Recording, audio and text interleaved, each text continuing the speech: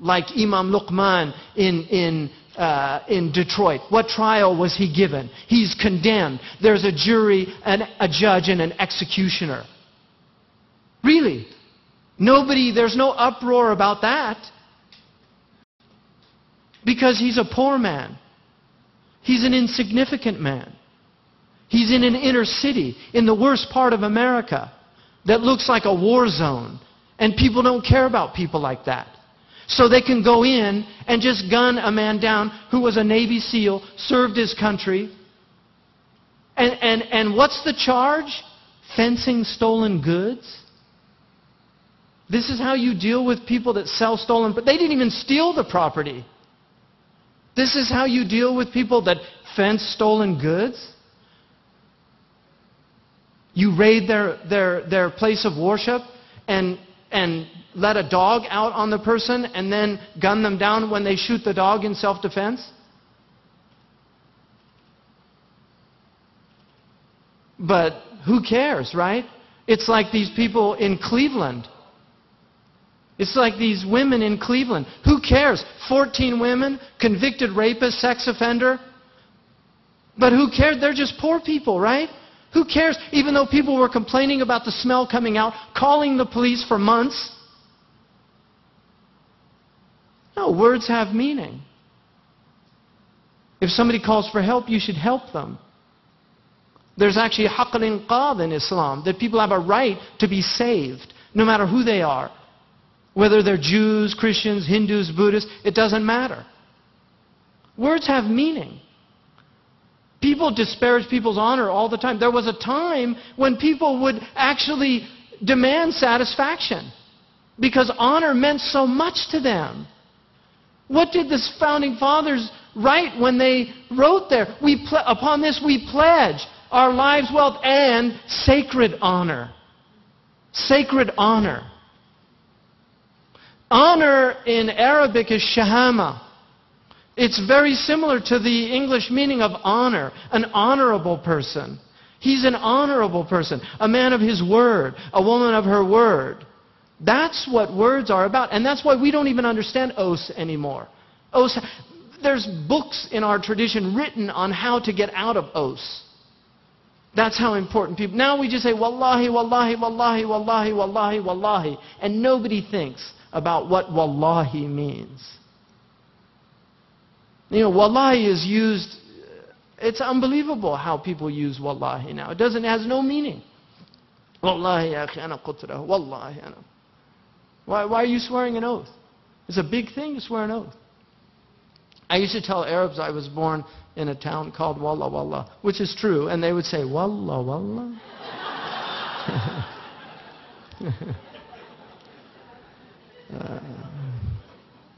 So I'm Walawi, the man from Wallah Wallah. So people don't understand oaths anymore. And that's why, you know, Herodotus, the great Greek historian, said, of all nations, no one takes the oath more seriously than the Arabs. This was centuries before Islam. Of all nations, no one takes the oath more seriously than the Arabs. If an Arab gives you his word, you know, my father said when he was young, he remembered a saying, you know, he's like in his 80s, but he said when he was young, he remembered a saying, I'd rather have an Arab on his word than a contract. That was a saying that people had about Arabs. Like Arabs were people of their word. And that's why to swear an oath is not an insignificant thing. When Allah says, Wal Quran al-Hakim, to the Arabs, this was a big thing. To swear an oath that you are a messenger of God. Innaka lamin al-mursaleen. There, it's the answer to that oath. You are. Surely, verily. Now you have tawqeed. Because he could have said, Wal Quran al-Hakim, Anta Rasul, Anta Mursal. No. Innaka, verily, indeed, surely, an emphasis. And then la again, to use it again. That you are lamin al-mursaleen. This is, I mean, we don't understand modern people. It's sad that we've lost this access. But this, when the Arabs first heard this, even the Jahili Arabs would be, it's power. It's power. It's power. It's إِنَّكَ لَمِنَ الْمُرْسَلِينَ. You know, this is real. This is not a lie. And who was Al-Amin? The man who didn't tell lies. The man who didn't need to swear an oath because everybody believed him without an oath. So what does it mean when he swears an oath? And what does it mean when he's telling you his Lord is swearing an oath on his behalf? Yasin, wal Quran al-Hakim, innaka lamin al-mursalin, ala sirat al-mustaqim, on a straight path. La i'wijaja fi. You're not on a crooked path. This is a straight path. You're on a straight path. This is the path of istiqamah. This is the way of uprightness. You're commanding to honesty. You're commanding to taking care of the poor. You're commanding to treating women with dignity. You're commanding to take care of the widow and the orphan. You're commanding to purify people from arrogance, from envy, from hatred. You're commanding people to join the bonds of kinship. You're commanding people to treat animals with dignity. You're commanding people to fight wars with rules of engagement. You're on a straight path. There's no crookedness in your path. And the people that are against this path that you're calling to are crooked people. That's what this is about. Ala sirat al-mustaqim, tanzeel al-aziz al-rahim. This is a tanzeel. And this is mansub and marfu' according to the different qira'at. I'm doing warsh, where he has it marfu'. Some say it's mubtada, tanzeel al-aziz al-rahim. Litundhira is the khabar. And some say that it's a khabar and then the mubtada is mahduf. For people that are interested in why there's differences of these rafa', I'm not going to explain that. Tanzeel al-aziz al-rahim is, the tanzeel is the bringing down of this book. That nazala tanzilan, so it's a masdar. Nuzzila tanzilan or nazala. Nazzala, inna anzalna, anzala, nazala.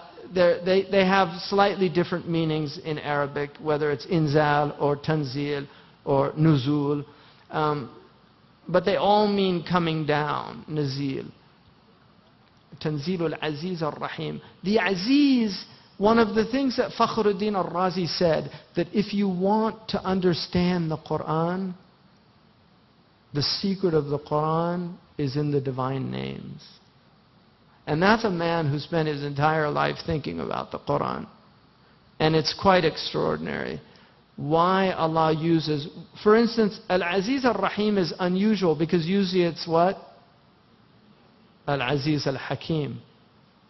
Like one of the punishments for the as-sariqu was-sariqu was-sariqatu faqta'u aydiyahuma, that Allah subhanahu wa ta'ala ends that verse with Al-Aziz al-Hakim, because azza fa-hakama. You know, Allah is Aziz. He has made property sacred. If you break the sacred trust of property, He has a hukum, and the hukum is severe.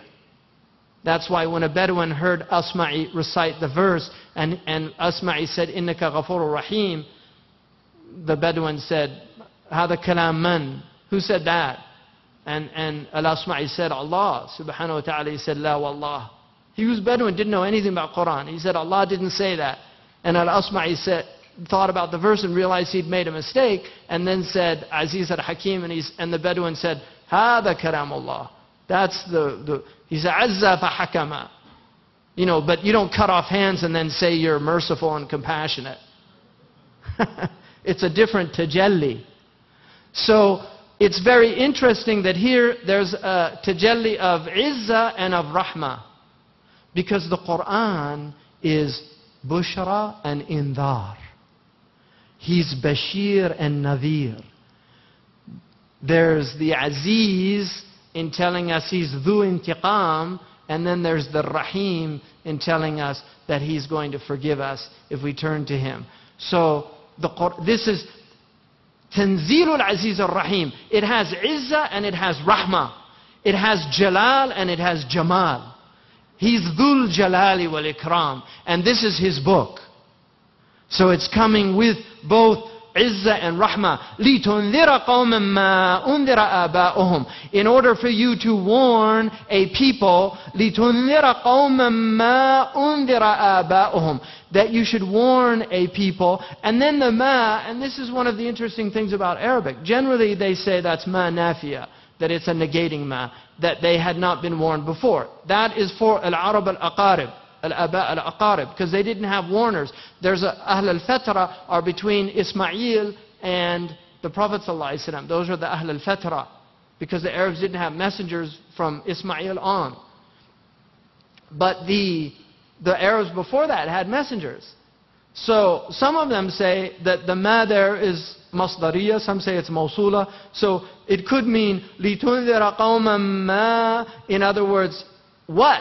أُنذِرَ آبَاؤُهُم, what their fathers had been warned about. So you're bringing the same warning that your fathers had been warned about before. That's al-aba al-aba'id, the fathers that are very far away. And some say, no, it means it's mawsula, it means alladhi, right?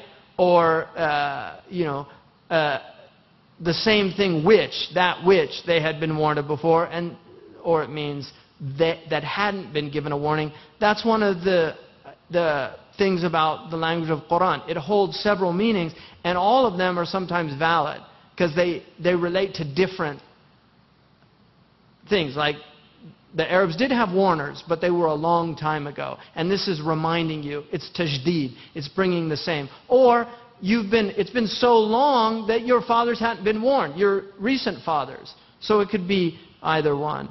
فَهُمْ غَافِلُونَ. So that's the reason they're غَافِلُون. They're غَافِلُون. What is غَفْلَة? غَفْلَة. Huh? What's that? غَفْوَة is sleeping. Yeah, غَفْلَة is more like heedlessness. Somebody who's in a heedless state is called غافل. The simpleton or a fool is called مغفل, because they're easy to trick.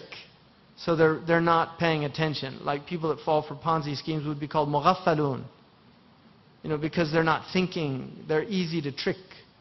So ghafla is about heedlessness.